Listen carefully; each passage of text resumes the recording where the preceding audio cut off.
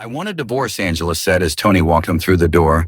We've grown so much apart, and I don't think there's any need for us to keep deceiving ourselves or tormenting each other all in the name of marriage. Angela continued, I'm done keeping up with your coldness, Tony. Let's just go our separate ways peacefully, and if you are thinking about the twins, don't worry. We would co-parent and they won't miss out on anything.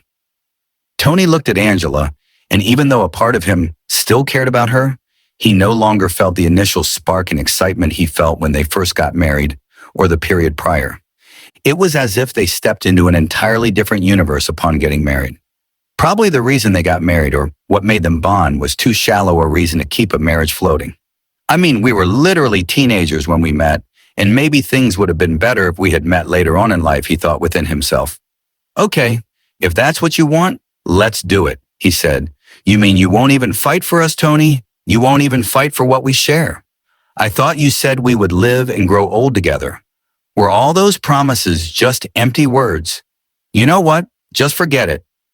We would be fine in the end, she said as she moved towards the bedroom.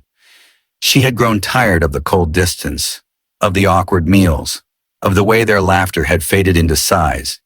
They had become strangers wearing wedding bands, and she has lost faith in things ever taking a different turn. That night, Angela lay awake in the master bedroom, her body curled into itself.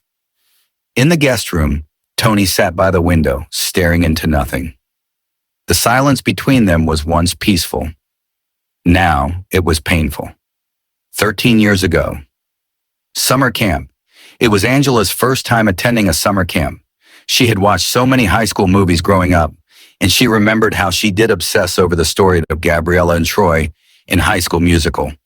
She had always fantasized about meeting the love of her life before leaving high school, and this was her last year, and yet she hasn't met anyone. Her parents were high school sweethearts, and she had always wanted to follow in their footsteps, but her environment wasn't even helping. Angela! Angela! Angela! Her mother called from the living room. We're going to be late if you keep going at this pace. Remember, there's something called traffic, and we have to move early to make sure we don't get there late. I'll be right downstairs, Mom, she replied. I wonder why my parents relocated back to Nigeria, she thought within herself. Maybe I would have met my Prince Charming if we were still in the States.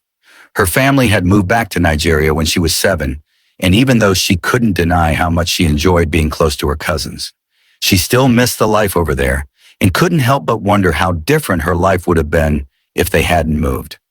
She checked her suitcase to be sure she had everything packed, especially her makeup bag and hair accessories. She couldn't afford to be caught unfresh. This was her last chance to at least try and make it to the list of people who met their soulmate in high school. Minutes later, she and her mom were on their way to the venue. She really didn't know what to expect or what the venue of the camp would look like, and even though she wasn't someone who loved surprise, she had allowed her mom have her way this time and not bug her about the details of where they were going, and even though she wasn't expecting anything major, she nonetheless trusted her mom's judgment. They drove for some hours before finally reaching their destination, all thanks to Lagos traffic that turned a journey that shouldn't be more than 45 minutes to a 3-hour drive. She screamed when she saw the name of the place they drove into. Oh my God, Mom! This is going to be so much fun than I expected. Thank God I came prepared. You know you are here to have fun, enjoy the calmness of nature, and all the activities prepared for you, right? You shouldn't saddle yourself with the task of impressing anyone or winning over anyone's heart. Relax, Mom. I'll have fun, but I need to also tick out a very important item off my life checklist. Just take it easy, her mom said. You would meet your own person at the right time, and besides, this is Nigeria. Majority meet their own person while on campus or during the NYSC program. I'll be fine, Mom, she said. Just as she was about to step out of the car, another vehicle pulled up beside them. 2 teenagers stepped out, a boy and a girl, and Angela's gaze landed on the boy.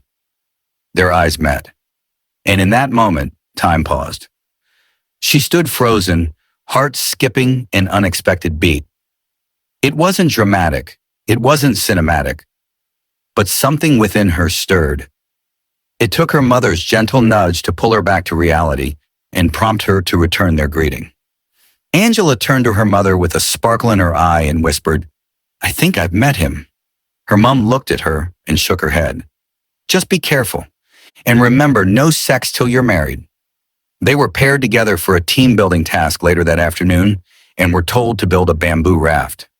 Angela hated outdoor activities, and even though she tried to pretend to love the task, it was as though Tony could see right through her.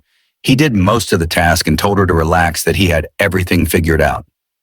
They became inseparable during the 2-week camp.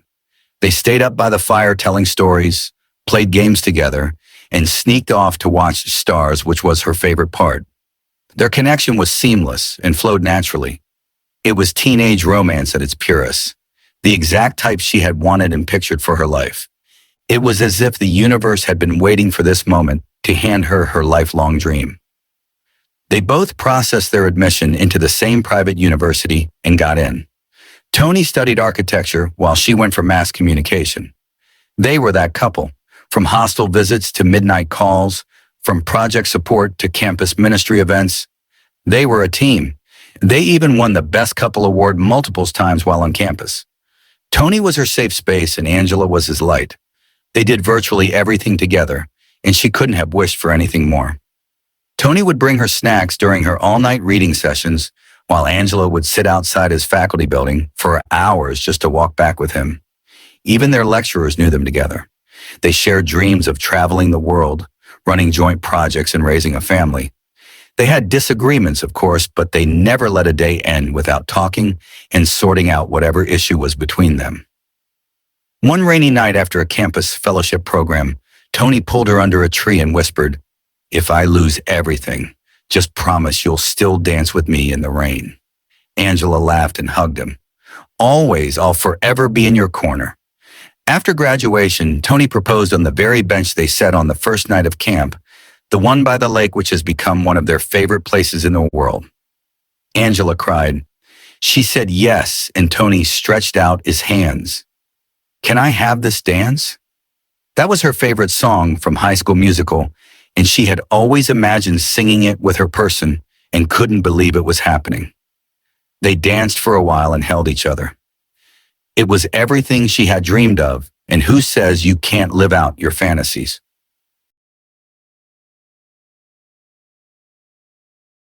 The first 2 years were blissful.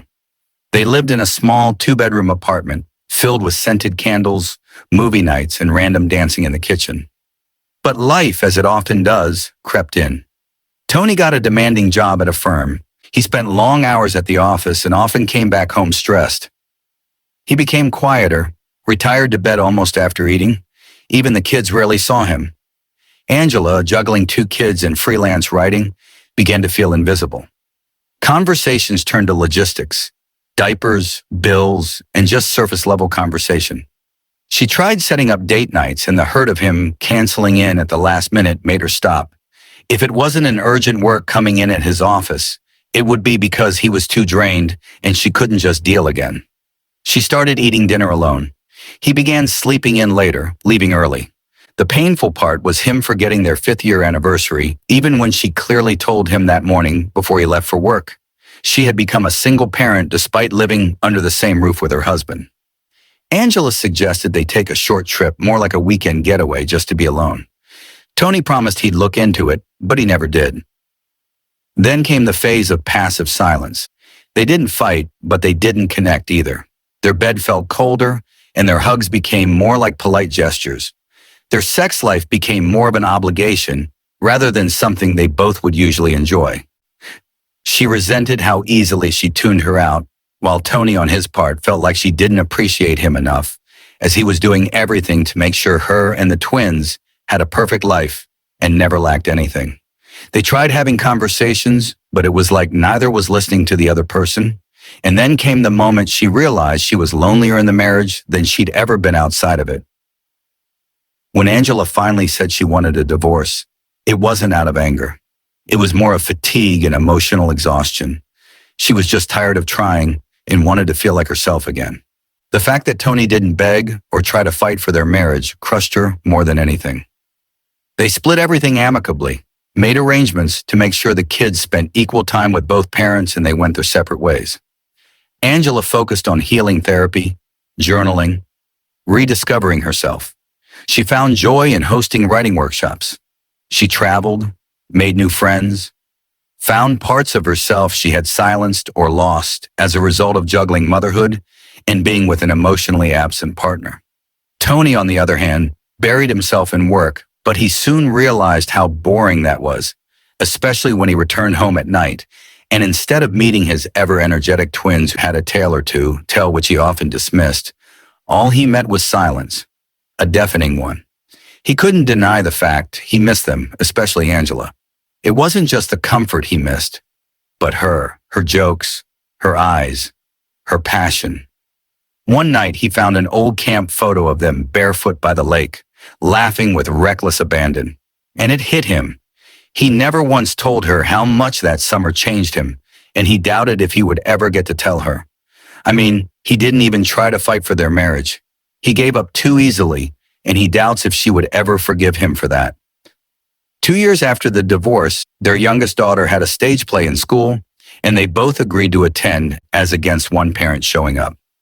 Angela wore a yellow flowery dress that Tony always loved, while Tony on his part wore the cologne she had gifted him years ago. Their hands brushed as they clapped. Their eyes met. A silence. Not awkward this time. Just full. After the event, Angela found a note in her car and recognized the handwriting. It was Tony's. I'm sorry for not fighting for us, for forgetting who we were, and if there's any part of you that still remembers us, I'd like to try again this time with both hands. She clutched the note to her chest and cried. She couldn't deny missing him. She had tried going on different dates since they went their separate ways, but she always felt like she was cheating on him, and the energy she felt from those people was always different. It was as if she was looking for him in another person. They started talking again, although cautiously, and this time they didn't limit their conversations to just the kids. They talked about work, what they were doing in the moment, and all of that. Before she knew it, they had moved to sharing memes, random check-ins, a forwarded voice note that made her laugh, and Tony asked if he could bring her lunch. Lunch turned into dinner, and dinner turned into long conversations about things they never got to say. Angela shared how unseen she felt, and Tony apologized for how he made her feel and for being insensitive. He opened up about the anxiety he never admitted until they parted ways, the weight of being the man of the house, and how the pressure slowly drowned him. They decided they weren't just going to jump back into dating just yet. They were going to seek counseling and find out how they can better communicate and be vulnerable with each other. 3 months after they started therapy, Tony took leave from work and asked her to come on a week getaway with him. They traveled to one of the islands she had always talked about. They flew back into the country and he took her straight to the campsite where it all started, now older, slower, but still full of wonder. That night, they decided to go watch the stars together, and right there under the stars, he whispered, "We may have divorced, but my heart never signed the papers." Angela looked up at him, eyes full, voice breaking. "Maybe. We just needed to grow apart to grow back better." He kissed her forehead. She held his hand. And somewhere, deep within them both, the spark came back to life. Not as a raging fire this time, but a steady, beautiful glow.